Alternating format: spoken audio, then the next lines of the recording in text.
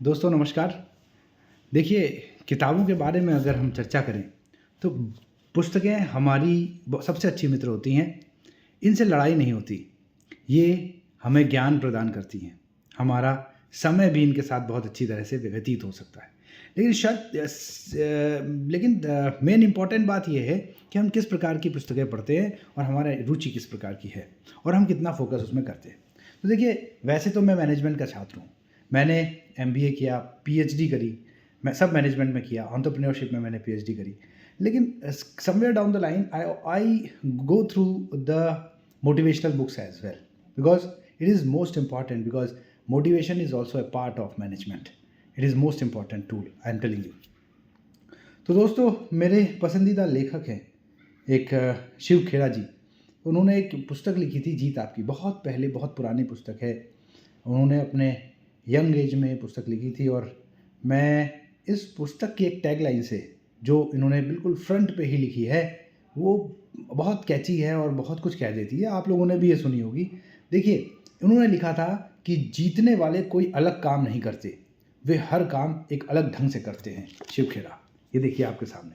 तो बेहतरीन पुस्तक, बेहतरीन चीज़ और बेहतरीन लाइन जो किसी भी व्यक्ति के जीवन को बदलने की ताकत रखता है।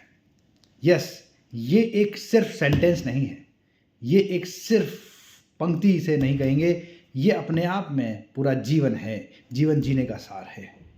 इन्होंने कहा कि जीतने वाले कोई अलग काम नहीं करते, तो फिर वो करते क्या है? वो उस काम को अलग तरीके से करते हैं। The style of working that particular thing they change and drastically they change everything. They change the future, they change the present, they change everything related to that towards success. सफलता की राह की तरफ चल देता है वो आदमी। वो काम अलग ढंग से करता है, कोई नया काम नहीं करता, लेकिन जो काम कर रहा है उसको एक अलग तरीके से करता है। दोस्तों, इसी विचार पर चलना एक नॉर्मल आदमी को भी विजेता बना देता है। तो देखिए, इसमें ये तो एक थॉट है। अगर आप इस पुस्तक को खोलेंगे तो ये 8 चैप्टर्स इसमें हैं। 8 चैप्टर्स हैं और अपने आप में हर चैप्टर एक सकारात्मक सोच की तरफ आपको लेकर के जाएगा। पहला, अगर आप देखेंगे, इंपॉर्टेंस ऑफ एटीट्यूड। नज़रिए की अहमियत क्या होती है? नज़रिए 2 प्रकार के होते हैं, एक पॉजिटिव होता है, एक नेगेटिव होता है। पॉजिटिव नज़रिया क्या होता है, नेगेटिव नज़रिया क्या होता है, ये सारी चीज़ें इसमें अवेलेबल हैं। मैं देखिए इस बुक का प्रमोशन नहीं कर रहा हूँ, लेकिन मैंने इस बुक से बहुत सारी चीज़ें सीखी और इनफैक्ट ये बुक बेस्ट सेलर बुक है। इसका प्रमोशन करने की आवश्यकता भी नहीं है, मैं आपको बताऊँ।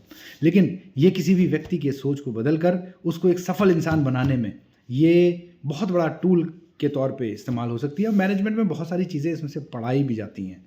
इनफैक्ट दूसरा चैप्टर है वो है सक्सेस। कामयाबी के उपाय क्या हैं, विनिंग स्ट्रैटेजीज क्या हैं, ये आप इससे सीख सकते हैं। मोटिवेशन क्या है, ये तीसरा है। प्रेरणा, जिसे शुद्ध हिंदी में कहते हैं। सेल्फ स्टीम, स्वभावना, है ना, स्वाभिमान की बात अगर हम देखें तो वो यहाँ पर है।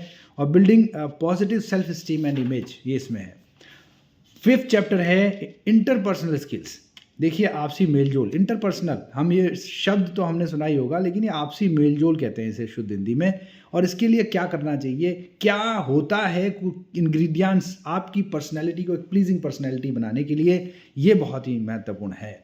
इसके अलावा आपके सबकॉन्शियस माइंड और हैबिट्स, ये 6th चैप्टर है जिसमें अवचेतन मन और आदतें हैं कि कैसे आप पॉजिटिव अफर्मेटिव हैबिट्स बना सकते हैं और वो हैबिट्स आपको आपका लक्ष्य दिखाएंगी। 7th चैप्टर है गोल सेटिंग, कि आप अपने लक्ष्य को कैसे बनाएं और उस लक्ष्य को ऐसे सेट करें कि वो अचीव हो जाए। तो ये सारी चीज़ें बहुत इंपॉर्टेंट है किसी भी व्यक्ति के लिए जानना, अगर वो सफलता की राह में आगे चल रहा है। और last but not the least, ये फाइनल चैप्टर है जो है वैल्यूज़ एंड विज़न के बारे में। इसमें बताया गया है doing the right things for the right reason.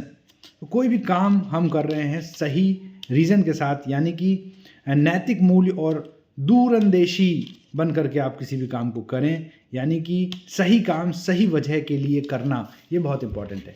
अब आप सोचिए ना, कोई भी काम आपने शुरू किया, बाद में मन आया कि यार छोड़ो ये काम, क्यों? अपने आप से पूछिए, आपने शुरू ही क्यों किया था? अगर शुरू किया था तो कुछ तो रीज़न होगा, और वो रीज़न अगर था तो फिर बीच में छोड़ने की अब आवश्यकता नहीं है। अब आपको ये पूरा कंप्लीट करना चाहिए, जो लक्ष्य आपने बनाया है उसे पूरा करना चाहिए। तो कोई भी अगर काम कर रहे हैं, कोई भी आपका डिसीजन आपने लिया है, तो आपने वो डिसीजन लिया है, कुछ सोच के लिया होगा। अब बीच में छोड़ते टाइम, या जब आप ये सोचें यार बहुत चुनौतीपूर्ण डिसीजन है कि हमने यार ये डिसीजन को अब छोड़ देना चाहिए, तो सबसे पहले छोड़ने से पहले, क्विट करने से पहले, आई क्विट करने से पहले हमें अपने आप से एक प्रश्न पूछना चाहिए। ये आखिरी चैप्टर में यहाँ पे मेंशन भी है कि इस काम को मैं आज क्विट करने की सोच रहा हूँ, मैंने इसे शुरू ही क्यों किया था, है ना? तो बहुत अच्छी बातें हैं। मैंने पूरा चैप्टर का सार आपको, इन 8 चैप्टर का सार मैंने हल्का सा आपको दिया है। आप इसको पढ़ेंगे तो उसमें तमाम सफल स्टोरीज़ मिलेंगी आपको, बहुत सारी चीज़ें आपको जानने को मिलेंगी। और मैं यही चाहूँगा कि आप इसको दिन में लगभग आधा घंटा तो ज़रूर दें। धन्यवाद। Thank you.